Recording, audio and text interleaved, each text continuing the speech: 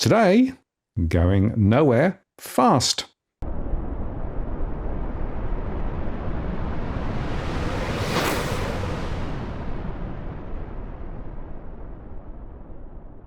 Hello again, it's Martin North from Digital Finance Analytics. Well, notice posts covering finance and property news. And I'm pleased to say that Tarric is back for another Friday chat. Hi, Tarric. Good to see you back. Thanks, Martin. It's good to be back after a little bit of a hiatus. So, there's plenty to get into this week, and well, isn't there every week these days? Well, there's plenty to talk about, and the truth of the matter is that, as the title says, we're really going nowhere very fast, right? So there's a lot of concerns about momentum, specifically relating, of course, to households, and so there's a lot to talk about. But before we do that, I should just say welcome back, and I hope the little one's fine. Thanks for that. And I'd just like to say thank you to all the viewers who've sent, messages of support, who've tweeted, who've DM'd me, even one or two who've sent through some gifts for the little fella. It is very much appreciated. And I'm very glad to say that, we took him in for another appointment today, and he's growing in a higher percentile than the Australian economy. Let me put it that way. That's a good way to put it. Yes, I'm afraid the Australian economy is looking pretty sick. And, as the new data comes in, it really, I think, focuses on inflation is more entrenched. We seem to be almost world beating at the moment with regard to the stickiness of inflation. Households are going backward at a great rate of knots in terms of real income. And, of course, the old housing debt problem is bigger than almost any other country you can think about. So, unfortunately, the settings that we've had over the last few years are really now coming home to roost.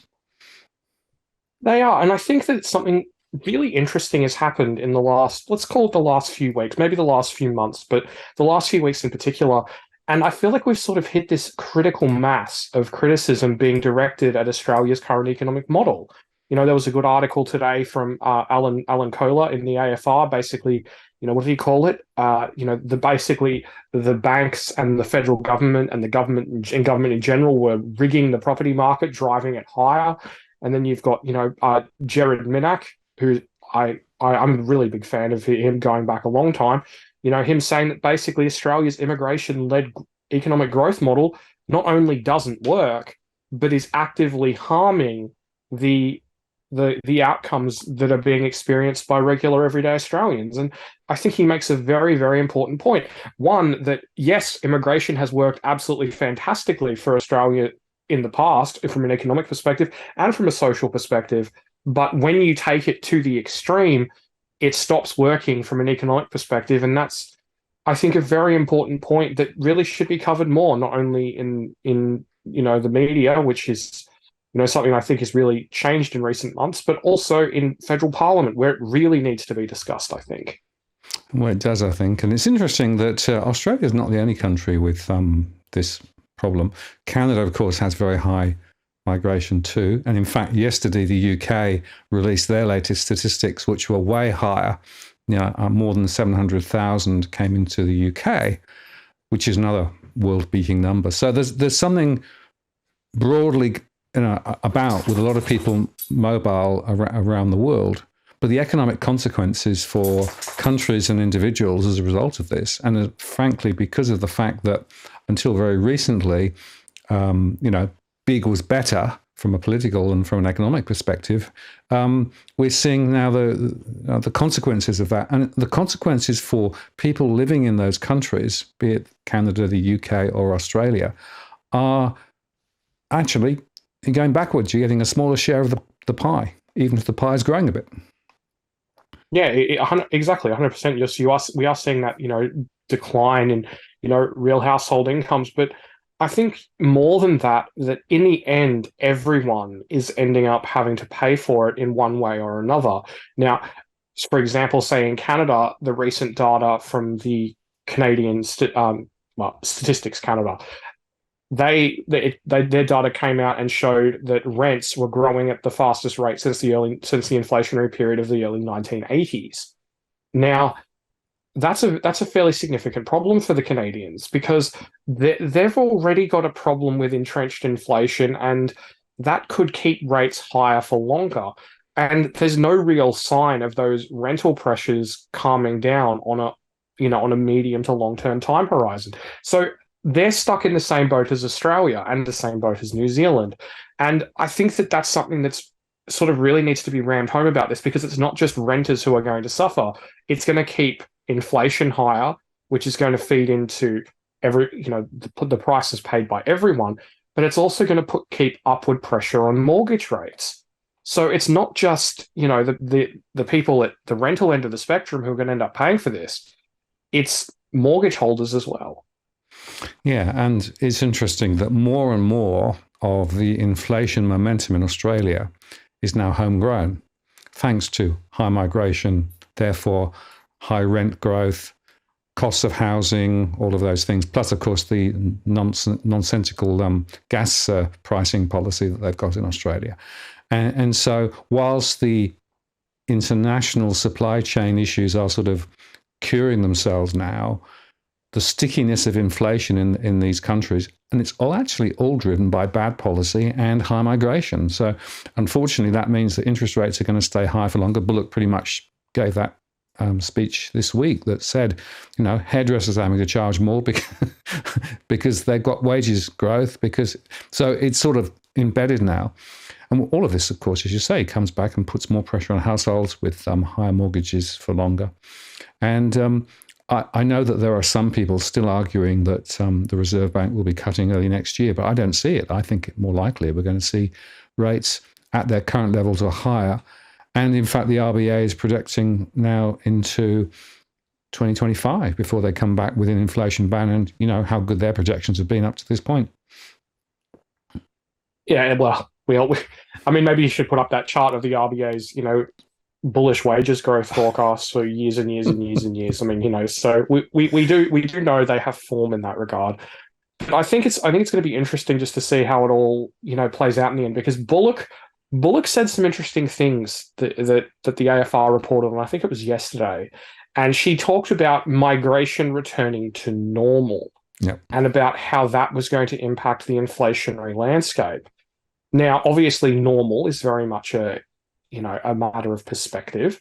But if normal is what, the sort of most direct, obvious, candidate, which is pre-COVID levels, migration has a very, very, very long way to fall.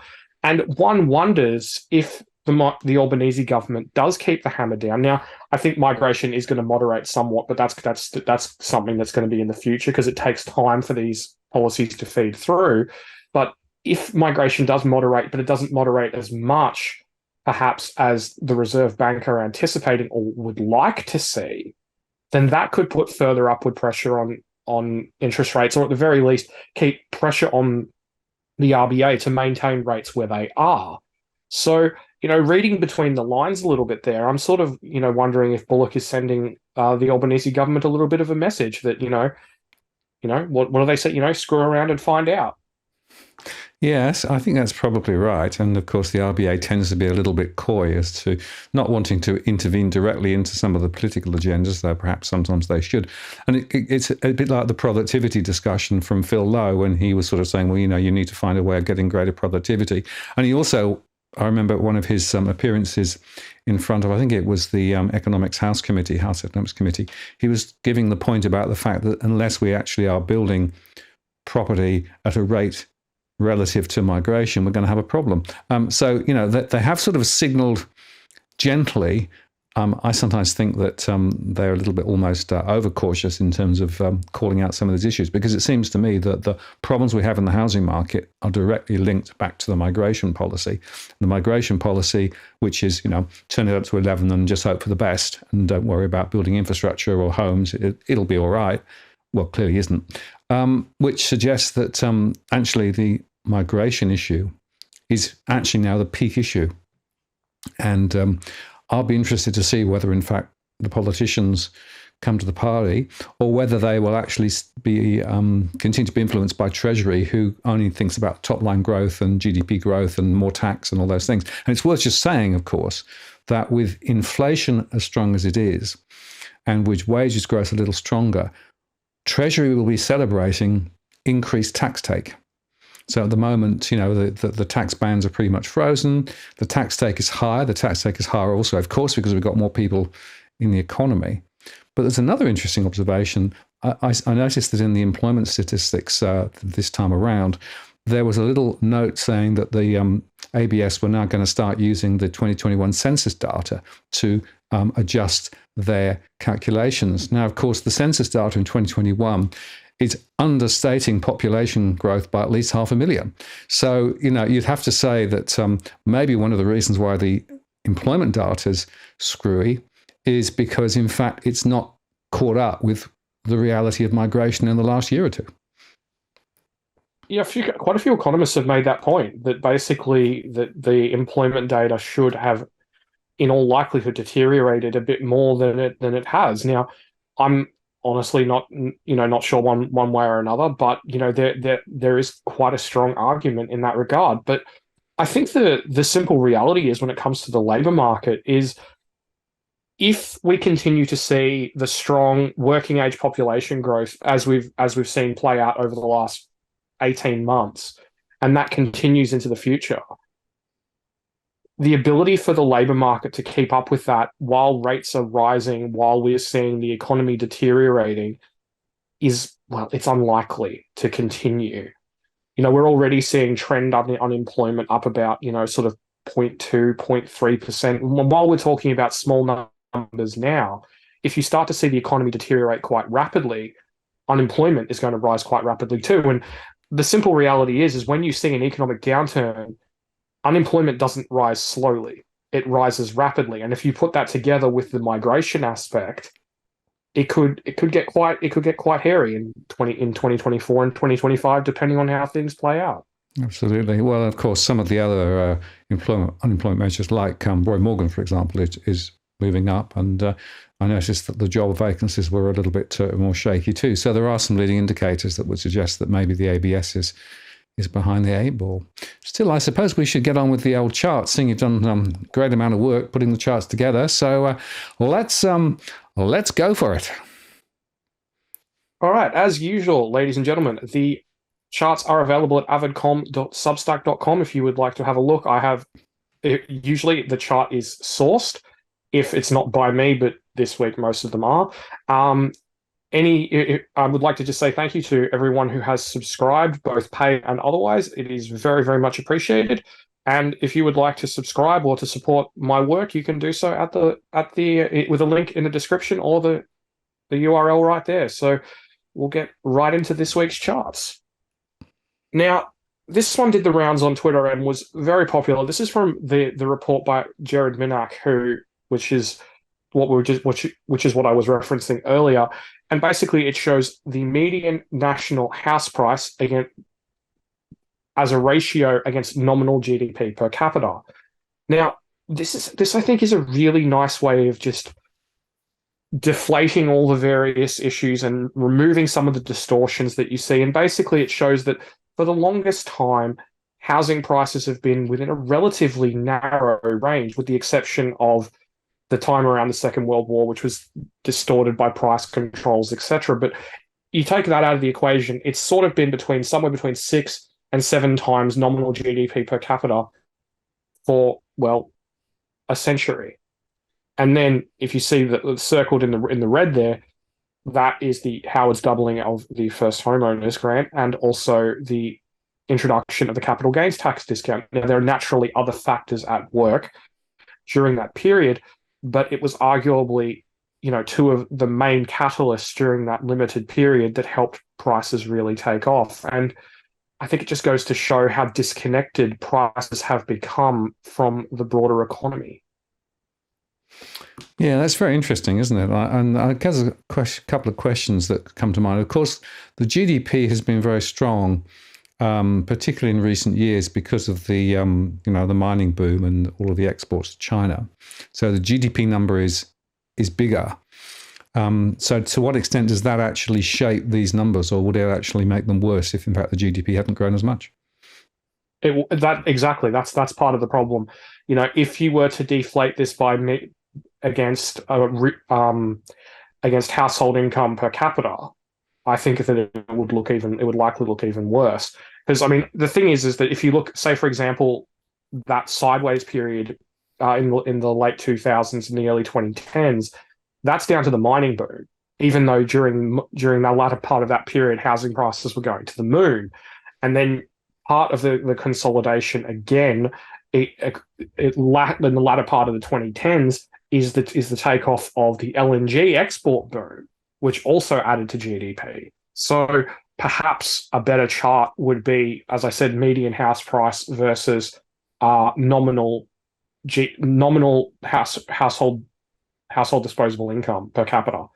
But I don't have housing prices going back that far, unfortunately. Although I do have them going back to the 70s, so perhaps I'll put together that chart, and that's something that we can look at a later date. I think it will be very interesting because certainly my analysis suggests that the ratio is even worse when you actually go down that route rather than the GDP route, because the GDP route is protected because of the massive growth in GDP relative to previous, because of the the mining boom. But whichever way you look at it, Houston, we have a problem.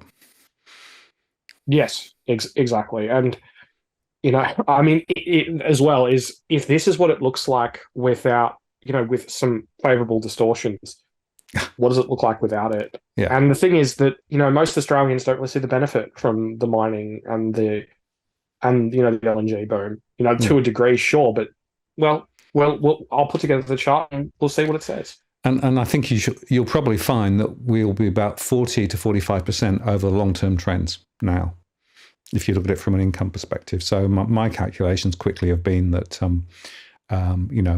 house prices are 40% over where they were from a long-term perspective because of all the changes, because of the demand, because of low interest rates, because of the loose lending, all of those things, and because of the migration. All of those things are driving it. And this is a structural issue. This isn't just a sort of a bubble. This is a real big structural issue. I think you make an important point, because I think it's easy to just say, oh, it's X, oh, it's Y, issue or driver or whatever. But I think the reality is that it's a lot of different things. It is migration. Depending on the level of migration, it is all these different things all feeding into the calculation. Tax concessions, demand, psychology, the impact of the introduction of the block. Now that sounds like a joke, but it's actually not.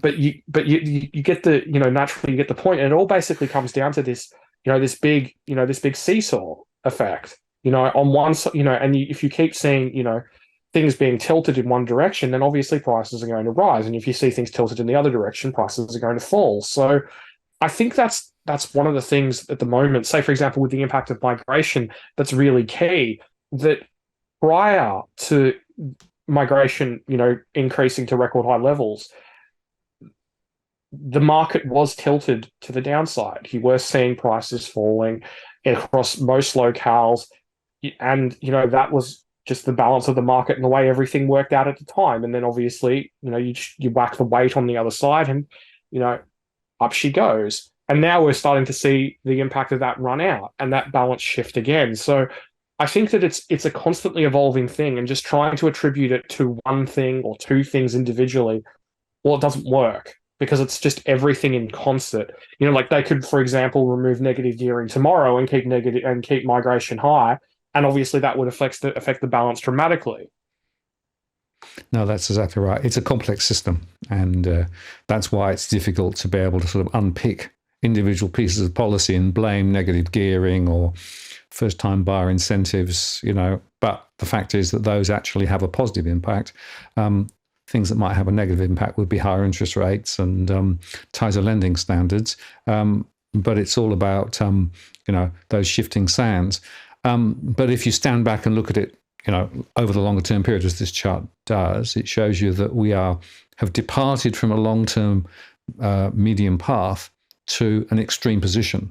And so the question is, will that extreme position stick, or will it ultimately revert back to, a more normal path? And that for me is the really interesting question, because if it reverts to a normal path, then you're talking about significant home price value falls. If we can keep it stuck at this level, and I'd argue that we're running the machine at 110% or more, a bit like Star Trek, push those engines a bit further. But the question is, can you push those engines even further without something breaking? Well, I think the thing is, as we've discussed previously, I think it just comes down to what are you willing to throw on the fire? Like if you look at it from a purely sort of hypothetical, devil's advocate, I have absolutely no soul and I don't give a shit about anyone. Yeah, you can. You can throw super on the fire. You can throw more tax dollars on the fire. You can spend, $50 billion a year on first homeowner grants and just keep sending that thing to the moon. It's possible. But I think the question is slowly becoming, what is the trade-off of that? No. I think we're going to start to see that, say, for example, with the debate around negative gearing. And I think we're going to start to see proposals coming in from different parts of the political sphere, rather than just the Greens and the left of Labor, but even, say, for example, from within the Liberal Party, trying to short circuit a larger change by proposing something in the here and now. Well, perhaps not the here and now, but in the next couple of years, that sort of just goes, well, we'll just limit it to 1 or to 2 or to X deduction or Y deduction. So it ends up, sort of directing the attention elsewhere. And because I think that housing is going to become an increasingly important issue, because it's all well and good for people to say, oh, well, millennials and Gen Z aren't doing too bad.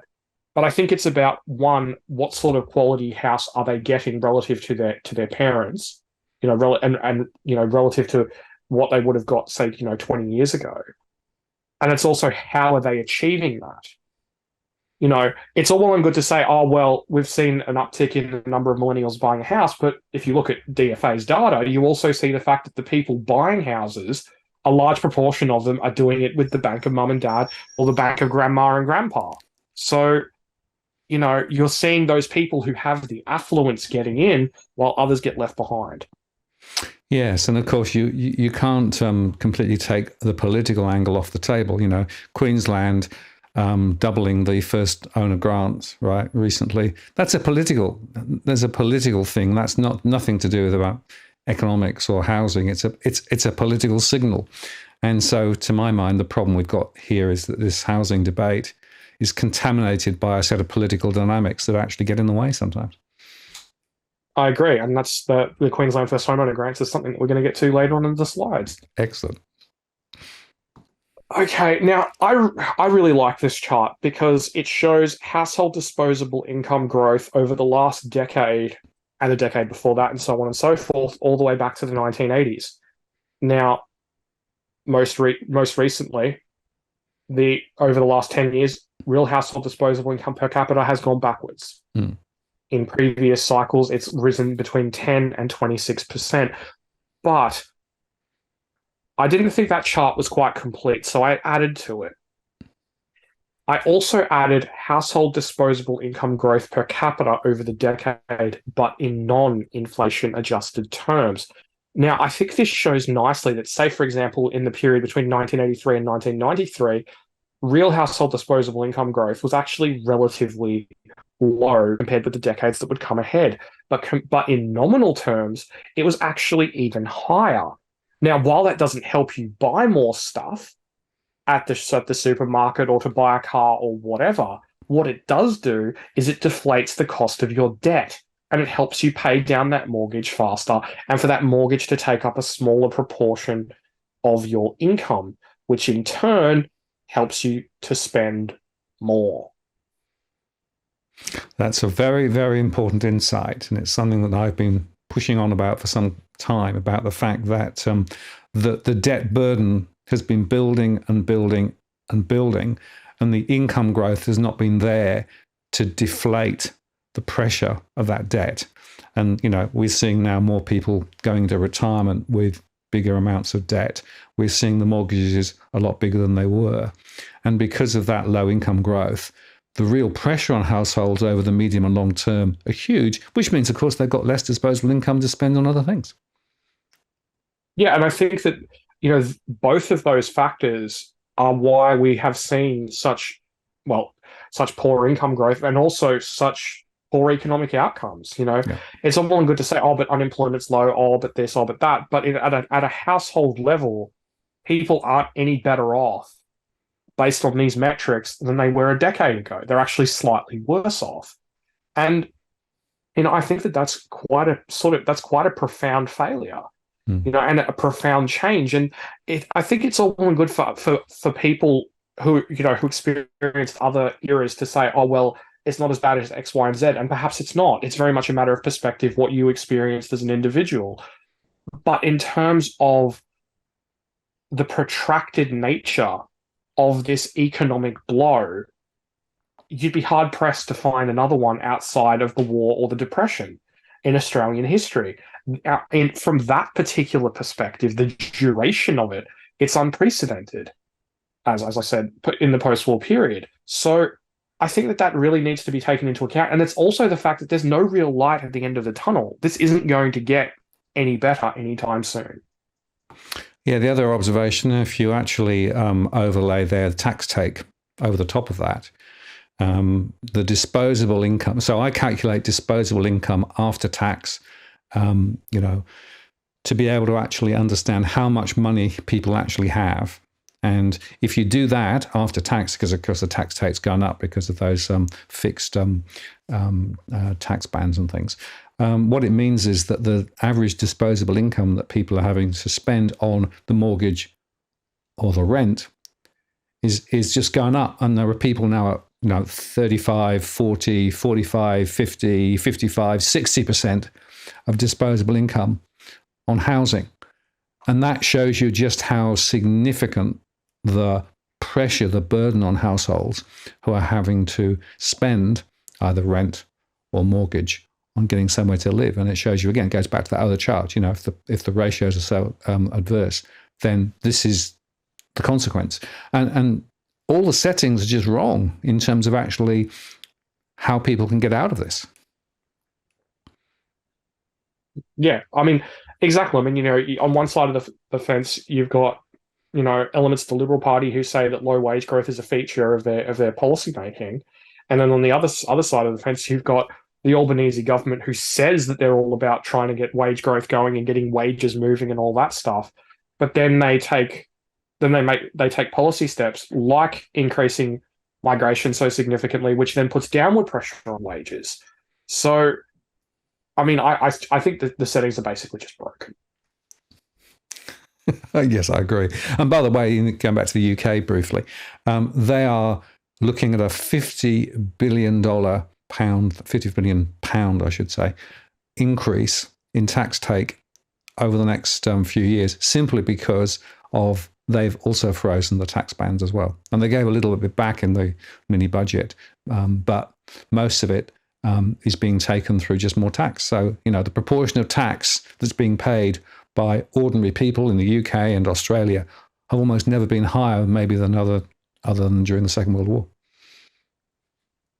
Well, it's all part of the same playbook, isn't it? They're all running the same thing. I mean, if you look at the tax brackets here in Australia, say you compare 2015, 2016, and now, they're really not that different. Correct. Despite 7 years of inflation. Yep. And very strong inflation at that. Oh, in recent years, absolutely. Now, this is a chart that was requested by a viewer a while ago. I think it was actually a few months ago now. And I finally got the data and I finally got around to doing it. I'm sorry, but I forgot who requested it. But it is the ratio between outstanding mortgage debt and borrowing for businesses. Now, in the late 1980s, the number, there was about 40 cents worth of mortgage debt for each dollar borrowed by a business. So that was pretty good. You saw, almost roughly 2.5 times more cash flowing to businesses than flowing to mortgages. And obviously that helped power Australia's manufacturing sector. It helped build many businesses now that are the backbone of the Australian economy, both big and from big businesses down to small businesses. Whereas today, there's more than $2 outstanding worth of mortgage debt for every dollar lent to businesses. So we've completely flipped the script in that regard. And, this, I think, just shows one of the reasons why Australia has become such an unproductive economy in terms of its productivity growth, in terms of its innovation, and just in terms of, a lot of people, a lot of very, very smart people taking their business ideas elsewhere where they can get the capital to make their dreams come true and, create, these amazing, vibrant businesses. Yeah, this is a very important chart, and it's one I've been banging on about for some time because the ratio has flipped from where it was to where it is. And basically what we have is we have our big banks that are basically just big building societies. They're just throwing money at the housing sector. And of course, it's been driven partly by the Basel calculations for capital, because it's actually cheaper for banks to lend mortgages rather than to businesses. And from my business surveys, I know that many businesses just can't get the credit that they need to be able to grow their businesses, or if they do, they have to put their house up, and then they actually also still pay significantly high price in terms of the costs of that finance. So it is really difficult. And as you say, a result of that is you get a brain drain. You get people saying it's too hard in Australia to create a business. I'm going to somewhere else where I can create it more effectively. The whole question of what is the nature of the economy in Australia, right? It's houses and holes, basically. And part of the reason is this, because you cannot actually get the financing for business investment and business growth. And that means that productivity continues to languish. It means that we have less innovation. All those things follow from that. Indeed, and I think the thing is that we're basically just stuck in this, this terminal decline in that regard, because unless the settings change, things are not going to, the course isn't going to change. We're going to keep on this path of relying on housing, which is going to lead us to a more narrow and narrow economy with, larger and larger proportions of the population in serious debt, or saving up to have a house and then having serious debt. And that's no good for businesses. It's no good from the corner shop all the way up to the mega stores at the local super center. So, I just think that we're hollowing out the economy in that regard, and it's we're sort of stuck on this path until the settings are changed. And either they change because of some form of economic shock, or they change because things have just deteriorated so badly that there's no other option than to change them.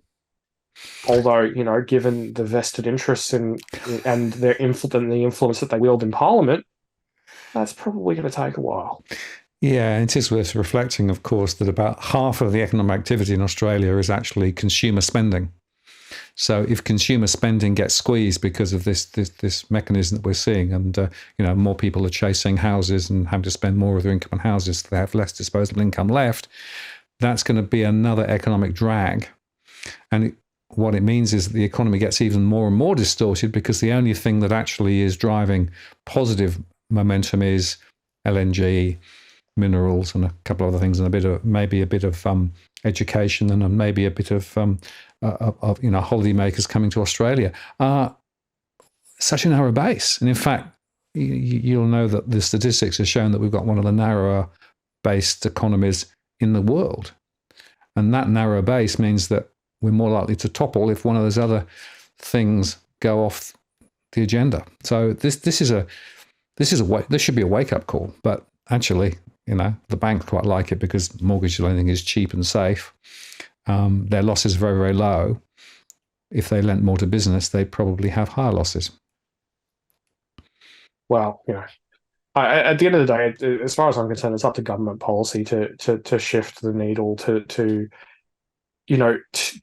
play, what is it, Charlie Munger, show me the incentive and I'll show you the results. And that's what they have to do. They have to incentivize the right outcomes. And, right now they're incentivizing, giving, $8 billion in tax concessions to people to lose property every year. So, And just going back to the migration, because of this economic conundrum that we've got, migration is the simple answer, right? Because from a top line growth perspective, from a treasury perspective, you increase the numbers, that means you increase the tax take, it increases the momentum in the economy. So you can actually mask a lot of this through high migration. So in a way, the migration solution is the lazy solution. No, that's exactly what Jared Minack said. So, you're in good company in that regard, my friend. Okay, now this is the latest chart from CBA on the breakdown of spending by age demographic. And basically, if you're under the age of 40, your spending is falling in overall terms. And the older you get, the more your spending is growing. So, I think that this just goes to show that, that really the traditional drivers of the consumer economy, which is, the 18 to 49, 25 to 54 age demographics, they've really all but flamed out. And it's worth noting that this is in nominal terms. Once you adjust it for inflation, these numbers look awful. Yeah, very, very compelling, that data, and it's consistent with what I'm seeing in my surveys too. That there are some segments that are still doing very well. They don't have the debt, they don't have the big rents. They've also, of course, got assets. Those assets now, particularly if they've got money in the bank or other investments, are actually paying quite good returns. So they've actually got quite good incomes. That means that they can spend quite freely, and that's why there's a bit of a boom in cruise ships, so taking trips on cruises and those sorts of things. So there are categories of spending which is actually aligned to those older age groups that are very strong. But if you look at it more broadly across the economy, my data and this data marries up remarkably well. Younger people are actually up against it, and for all the reasons we've discussed, really. I don't really have anything to add to that. So it's quite a good sum up. Good. Okay. Now, there is a lot of debate about whether or not we have enough construction workers here in Australia. And we actually have one of the highest numbers per capita in the entire developed world. If not, I think there are maybe one or two other nations who have higher, but Australia is one of the highest. And we also build one of the highest levels of new homes per capita in the developed world as well. Even yet, if you have a look, I recently went through the ABS data and I made this. This is a chart of the number of new home completions per year per construction worker employed in the building game. And as you can see, it peaked in 1994. Now, this is usually where someone chimes in and says, aha, but homes are larger than they were in 1994. Yes, that is correct. They are larger. But there's also more apartment construction going on. So if you're talking about the average size of a new home, overall home being either an apartment, townhouse, or a new house, the numbers are actually relatively similar overall. Now, there's obviously issues with complexity, but then on the other side of the coin, there's also the fact that people have things like mobile phones and cordless power tools and the proliferation of all these other different forms of technology. But overall, the number of homes being built per tradie actually employed in building has fallen significantly. Now, it's worth noting that part of that fall is driven by the impact of the pandemic. So you could probably disregard just the last little tail of that chart, but it's still in a profound downtrend. And I think that is something that really needs to be focused on as we try to fix this housing issue that we have in this country, that efficiency is a problem. And this isn't just an ivory tower, white collar worker perspective on this. If you get out there and you talk to tradies on building sites, they will and ask them, are you being used efficiently? Could you do a better job? Could you get more work done if you weren't hamstrung by X, Y, and Z? And a lot of them will tell you, oh God, yes. Yeah, I know a number of builders who would say that they used to be able to build quicker, faster, and more effectively. And some of it's to do with the regulatory environments that are now in place. Some of it's to do with the specialization that there now is. So, you need to be licensed to do this, and then this, and then this, and then this. Whereas if you go back a couple of decades, as a builder, you could do pretty much everything. So that's part of the issue too.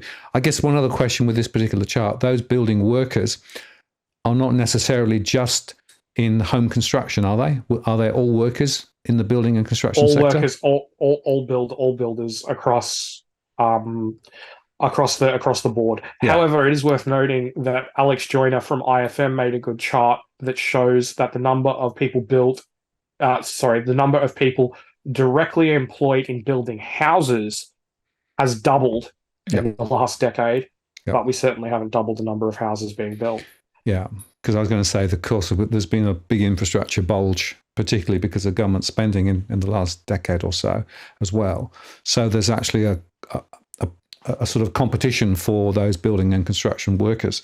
But I was going to make the point that you just made, that actually, if you look at it from a number perspective, there are more people building houses or building apartments or building other places to live today than we've ever had. And of course, there's a recent debate from a big CEO of a building company saying, well, you should just focus on migrating more building and construction workers to come to Australia to build the houses that we need to support the people who are actually migrating to Australia, which I thought was a nice recursive comment, really. Well, my question in all of this, right, about skilled migration and all that, is if we've been running one of the world's largest skilled migration programs as a proportion of our population for the best part of almost 20 years now, why do we still have skill shortages? How do we not have enough tradies, enough doctors, enough nurses, enough, everyone knows the quality of life Australia can provide in relative terms. Everyone knows how appealing it is. Why do we have that problem? And the answer of the Labor Party, admittedly, which is correct, is we've been running the immigration program wrong. Yeah, you have. Yeah. But are they going to fix it? Do you think they're going to fix it to the point where we're not going to have skill shortages? Well, we'll see. Ask Bob the Builder. Will he fix it?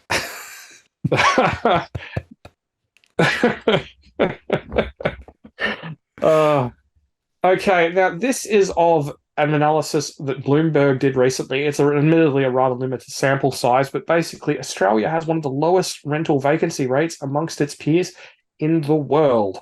So, yeah, I think that pretty much speaks for itself. That is why we have such a profound rental crisis. And to be honest, I was actually taken a little bit by surprise that Canada is actually slightly better. It's still completely horrible, it's worth noting, but on this particular metric, Canada is faring slightly better at a national level.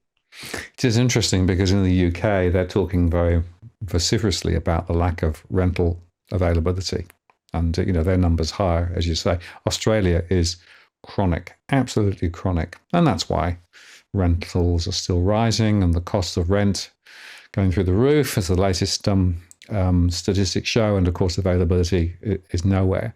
And just to remind everybody, the rent and the lift in rent feeds into the inflation number. So this has a direct impact on locally homegrown inflation in Australia. Yep. Cue the Benny Hill music. Exactly.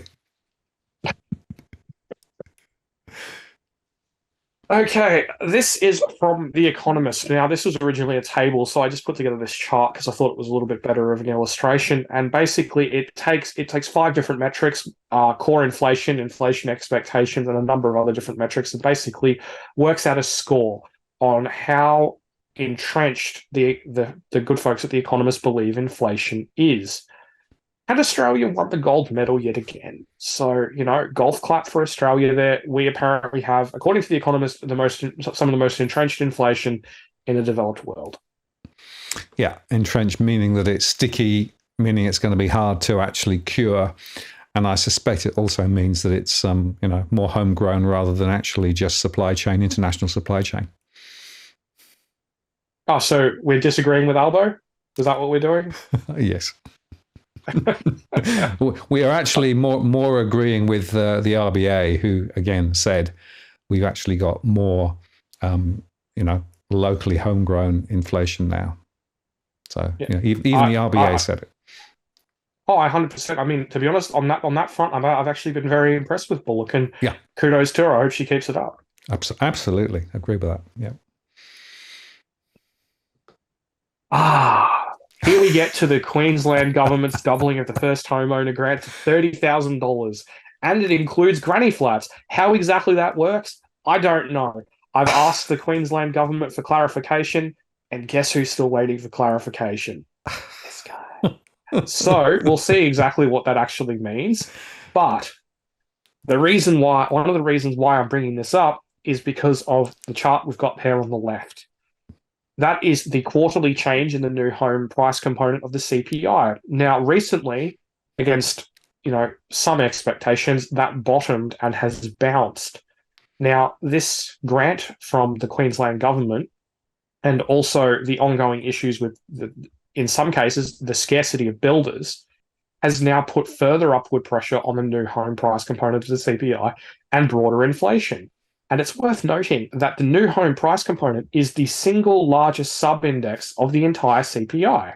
Yeah. So if this is above trend, if this is above the RBA's target range, if this is, sort of 3.5%, 4%, and you've got rents running at 9, 10, 11, 12%, it's going to be very, very difficult to get inflation down in a timely fashion. Yeah, and I was going to say, this is what I would have cued the Benny Hill music, because this is ridiculous. Completely ridiculous, right? So let's solve the problem by actually throwing more money into this. The Productivity Commission, other analysts around the world have said these grants don't help the problem. They actually exacerbate the problem. Why? Because they actually create more demand, house prices go up, and as you say, feeds directly into inflation. So this is a political thing. This is nothing to do with solving anything to do with housing affordability. And it could actually increase the probability of higher interest rates for longer. Absolutely. And the ironic thing is that this could just see parents building granny flats in their backyard for their kids, and ergo not add anything to broader housing supply. And it's just a $30,000 or $60,000 or $90,000 free kick. I mean, I don't know if that's going to be viable or not. It's unclear as to how exactly that's going to work. But I just think that it's a short-sighted policy. And if that sort of silly scenario I just mentioned is possible, well, that's a whole lot less tradies building new homes for actual first home buyers in Queensland, and just building in people's backyards and building granny flats. So that's a capacity issue. That's an inflation issue. It's a rental availability issue. It's just a mess. Yeah, and CoreLogic and a couple of other entities published a report some time ago. I think they went across the country and identified more than 600,000 places where you could actually plant a granny flat in the grounds of a property, right? And their argument was, granny flats is a way to solve one of the ways to solve the housing problem. Now, just a couple of observations. Of course, no one's talking about the extra impost in terms of water, power, and other utilities and services. Every time you sort of put another thing on the ground, you've actually got to connect it up, right? And the second is, as you say, it doesn't solve the fundamental structural issue that we've been talking about. It's just it's a bit of sticking plaster trying to solve a problem that's going to create a bigger problem. And by the way, the quality of the construction of those granny flats and the longevity, I question. It's quite easy to throw something up quickly and cheaply, but is it going to be actually well insulated and good quality? And will it actually, work? And does it solve the problem? No, it doesn't. Yeah, sometimes I see the quality of these builds and I'm just like, well, this is something I spoke to Edwin about the other day. I think he'd be better off with just a couple of shipping containers, some welding equipment, and just going ham. Really. I mean, you could do worse. You could do a lot worse. Absolutely, you could. Okay, now eagle-eyed viewers will note that I posted this chart before. It was seen a couple of weeks ago. This is of the Domain Rental Price Index. Well, actually, it's technically of the rental price index that I put together from their numbers, because they don't actually have one. But anyway, it's basically done using the same weights as SQM's numbers. So, I just put that together. And basically it shows that it tracks the CPI is tracking the Domain Index pretty well, or just with a bit of with an 18-month lag. So we're still quite a ways away from the peak in inflation. But the thing that I have to add is this next chart. This is what the domain rents looks like at a capital city level over the next 18 months. Now, if it continues to track that, we could be looking at rental price inflation exceeding 14%. Now, personally, I'm not sure that we're quite going to get there, just because of how rents are measured within the CPI. But, and then on the other hand, you've got Governor Lowe talking about 10.5 sort of percent inflation. Personally, I'm estimating, admittedly, this is a sort of bit of a bar napkin sort of guess, around about a peak of around about 12 and a sort of, CPI higher for longer sort of thing. But either way, rents still have quite a bit higher to go. Yeah, and you mentioned there Low. Did you mean Low or do you mean Bullock? No, low. Okay, yeah. Because of course that was what that was then. There's been no commentary from the RBA that I've seen that actually has updated any of those thoughts with regard to the impact of rents on the inflation. Well, perhaps Bullock doesn't think that that's as much her purview to be speaking on such things that are influenced so much by federal policy, perhaps? That's what I wondered. Yes. In the early days, maybe she's got the training wheels on, so we'll see. Well, in fairness, Lowe probably was pushing the envelope of what is possible in that regard. And to be completely frank, that's one of the things that I'm going to remember fondly about the guy. Absolutely. He was on the ball about rents, about productivity, about the impact of migration on wages, and he stuck his neck out on those. And while I think he made a lot of mistakes, probably a lot more mistakes than he did in terms of on balance, but I got to respect the guy for that, and I only hope that Bullock and his and her successors end up living up to his example on that particular point, because it's a tough thing to do. Well, that's right, because there's no other entity that has the ability potentially to highlight these issues in the same way. So let's hope that they do continue to push on these, the productivity question, the housing and rental question, because they are fundamental. And as we keep coming back to, the reason it's so important is because it does feed directly into what happens to inflation going forward. Yeah, exactly.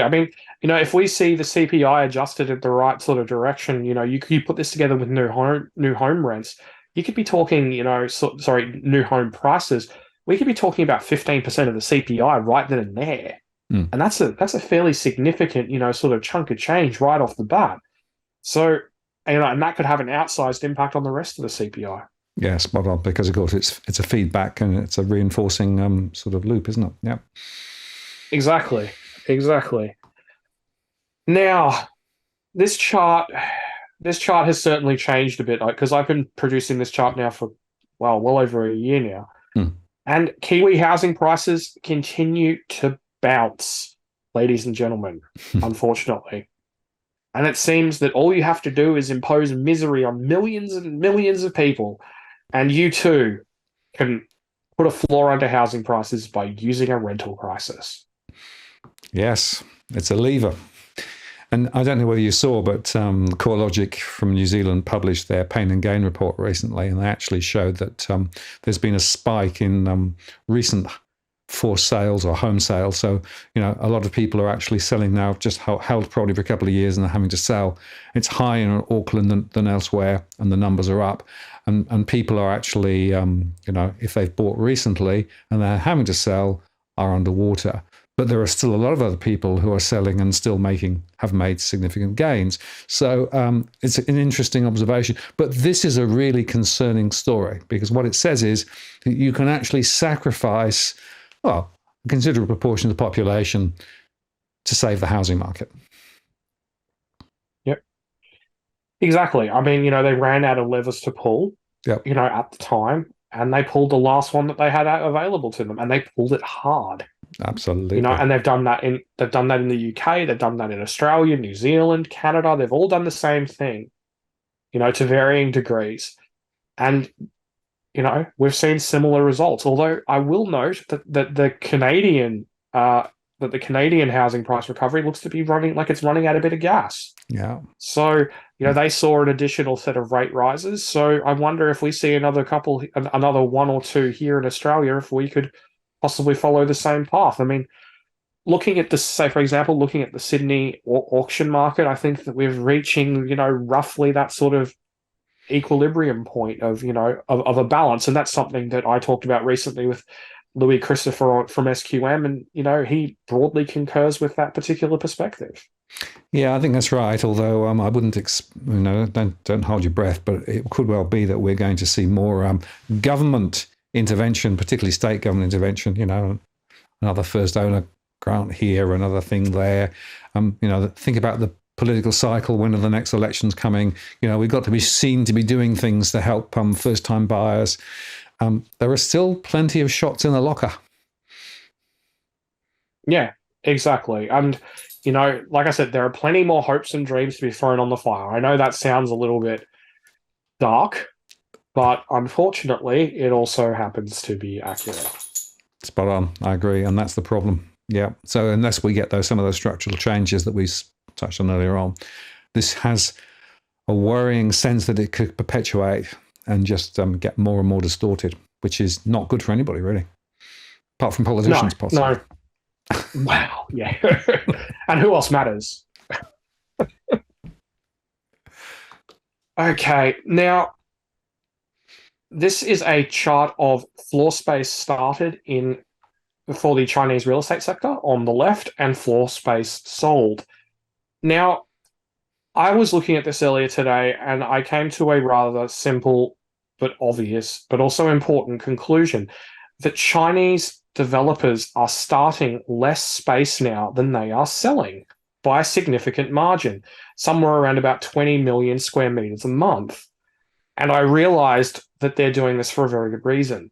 They're doing this to build a backlog of projects, to basically create a glide path down in the level of activity, rather than just building whatever they could and then just ending up hitting a brick wall when that pipeline expires. So this, I think, is very much a time buying exercise, but also at the same time an acknowledgement that this adjustment is only just beginning. They are preparing for a long haul, for this to continue on for a long, long time until the adjustment is finally complete. And I think, judging by that, that floor space sold chart, that's going to take a while. That's an astonishing piece of analysis. Well done on that. And it's interesting. Did you see that, the Chinese government was saying, well, we're going to provide, some appropriate support for the construction sector if we need to as we go forward. So there is a little bit of an orchestration going on here, I think, to try and, as you say, create a glide path rather than just a cliff. But the net of this, well, they're going to need less resources, less imports potentially, and that could have an interesting impact on some of the Australian exports. Exactly. I mean, I think the thing is, at the moment, looking at the level of construction activity, we're down somewhere around about 15 to 16%, depending on the metric you're using. So it's down. It's down relatively profoundly. But the reality is that it's not down by as much as, say, for example, the floor space started chart on the left there, which basically just shows that it's, the amount of space started has collapsed by over 60%.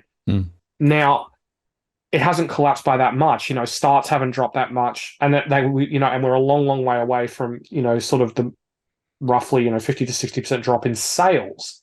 So there's a long, long way to fall. But for the time being, at least, the additional expenditure on infrastructure projects, the additional expenditure on, say for example, into expanding manufacturing, expanding things like shipbuilding, etc., is managing to keep steel demand at a relatively high level.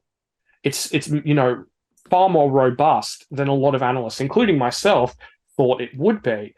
But as the level of activity falls off, and as this pipeline of projects is slowly but surely depleted, eventually it's going to get to the point where, for a reasonable price, they are not going to be able to fill that gap with more infrastructure or other forms of projects, particularly with the local government debt issues.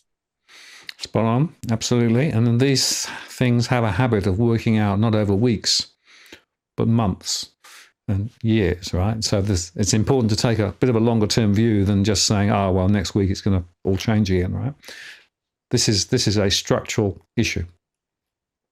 Oh, 100%. And I think that, that the glide path is important because it shows that they're relatively committed to Mm. this. Now that could change. They could panic, they could do a stimulus. I think that's always a possibility on the horizon. But if the current sort of paradigm continues in China, if we do see that glide path, we continue to see activity in the real estate sector decline, what is Australia going to do? If you're talking about, sort of about 40% or more of the iron ore flowing into China flows into the real estate construction sector, and you're talking about activity level roughly halving. Mm. Now, yes, there are other things you can do in order to offset that, but I don't think that can be offset in its entirety, particularly if you do see a deceleration in infrastructure growth, because they can't keep spending this amount of money forever and ever, infinitum. There are debt issues, there are other problems. I mean, you're even seeing some provinces cancel, basic bus and transport services because they're so far up the creek. So, how is this going to play out for Australia in the long term? And it doesn't really look that great, particularly if you do start to see some of those Chinese mines in places like West Africa actually come to fruition. Now, admittedly, that is, the biggest possible question mark, one would imagine. Yeah, big questions, of course, but there are more significant risks. And I just go back to what we said earlier on about the narrow base of the Australian economy. Well, if in fact that steel demand tails off, then that has a very significant impact on the overall budget and on the GDP and everything else, which then says, well, okay, another set of exposures then for the Australian economy. 100%. And I think it's worth just noting as well, just something very briefly, that the income that the Australian government actually does very, very well out of the mining sector. Very well, to the tune of, I believe the last numbers I read were somewhere between 50 and 60 billion a year to state and federal authorities just from the mining sector. Now, they do decently out of the gas sector. They do pretty well, but it's nowhere near as much as the mining sector. And even as LNG ramps up, because there's been such huge capex, because there's been losses, all these different things over the years, the LNG boom is not going to benefit Australia in the same way, in anywhere near the same way as the mining boom has. Spot on, absolutely right. And the other thing, of course, about the LNG, the price of LNG, if it goes up, feeds back directly into energy prices in Australia because of the way that the energy market works, which is another inflationary force. So there you go. Damned if you do, damned if you don't. You got to love that, don't you? That was such a silly, silly thing to do. But I mean, it's on brand though, isn't it? I was going to say there is a consistent pattern when you stand back and think about it. There is a consistent pattern of stuffing up majorly. Yeah, and being short-sighted and not thinking about things, and just, although one of my favorite things is that they didn't think to reserve enough capacity for the existing population. And then you think about the increase of migration and the additional demands provided by that, and it's even greater. And yeah, it's a mess. Yep, absolutely. And just to remind everybody that the gas price, which is relatively high and almost exposed to the international price, feeds back then into the electricity prices, which feeds back then into inflation directly and also indirectly. So that this is another reason why, as I said earlier on, inflation in Australia is now fundamentally driven not by international factors, but predominantly by bad policy over the last decade plus. 100%. And I'd also just add as well that the electricity subsidies and the way that they were implemented differently in different states is going to see the impact of the rise in electricity prices, which was somewhat muted by the subsidies in the Q3 CPI. Well, that's going to feed in over the next 3 quarters. So we're going to see the delayed impact of rising electricity prices, which is going to help keep inflation higher than it otherwise would have been, all the way into 2020, into 2024, into Q3, until we see those differing wholesale electricity prices feed into the CPI next year. Yeah, and just quickly, in the UK, they just announced the next price. They sort of have price settings for 3-month periods in the UK for energy, and they've actually announced a 5% increase. Now, prices came down last year, but last year they actually had a significant subsidy. This year there isn't a subsidy. So in absolute terms, people are now going to pay more for their energy than they did this time last year. So think about that in terms of the So think about that in terms of the impact on inflation. So, you can see how inflation is now going to be building again around energy because energy has gone up by 5%. So it shows you that if you start intervening and trying to fix one problem, you can actually create another problem or delay a problem, but it doesn't necessarily solve anything. Well, intervening and then making the problem worse is, well, admittedly, this doesn't make the problem worse, but, intervening and making the problem worse in other instances is just something that the government likes to do here, at least when it comes to the housing market anyway. Yeah. Well, it goes to form, doesn't it? Yeah, and we're going to see more of it. Let's be honest. If a state or a territory has the ammunition to do it, they're going to do it, just like Queensland. Absolutely right. It's the nature of the beast. I want to say, Tarric, thank you for that. Two observations. A lot of the issues that we've actually got are not actually just a consequence of COVID. It's a set of structural issues that have been building for a long, long time. Until relatively recently, a lot of this was being masked thanks to the high migration and government intervention and those sorts of things. But I would say that the chickens are now coming home to roost. And I suggest that 2024 is going to be a bit of a sticky year, particularly in Australia, for the reasons we've discussed. I guess the question is, will politicians double down on what they've been doing, or will they wake up and smell the roses and realize they need to actually change trajectory? That, for me, now is the most interesting question of all. I think they will realize, mostly because their political futures are on the line. But that doesn't mean they're going to make the right decisions, though. They're going to make the required decisions to arrest their falls in the polls, or arrest their falls in terms of people believing that they're capable of addressing the issues afflicting the nation. So, for example, I think we are going to see immigration. We're going to see it fall fairly significantly, but it's probably going to end up still significantly higher than it was than the record high level prior to the pandemic. I think it's going to be another similar story with the housing issue. I reckon we're probably going to see more first homeowner grants and more cash thrown at the economy in that regard, because they need to be seen as doing something. And for reasons that frankly escape me, the electorate seems to think that that's a good idea. But, it is what it is. Announceables, mate. Announceables. We need more announceables. Roll them out. Well, exactly. And you've got and the reality is that, Labor thinks that they've got that they're up against a bit of a turkey, in terms of, well, pun slightly intended for the day. And, they think that they're going to be able to, to beat Dutton handily, and maybe they will. But if they keep going the way they're going to erode the support they do have. And while maybe the LNP, looking at the polling, perhaps, they probably won't, make a comeback, considering that the huge mountain they have to climb because of the number of independent seats that have been won. It's not hard to see Albanese in minority government. Yeah, it will be interesting. Tarric, I want to say thank you very much. Thanks for stepping away from baby care and coming and talking about economics. I'm glad you did.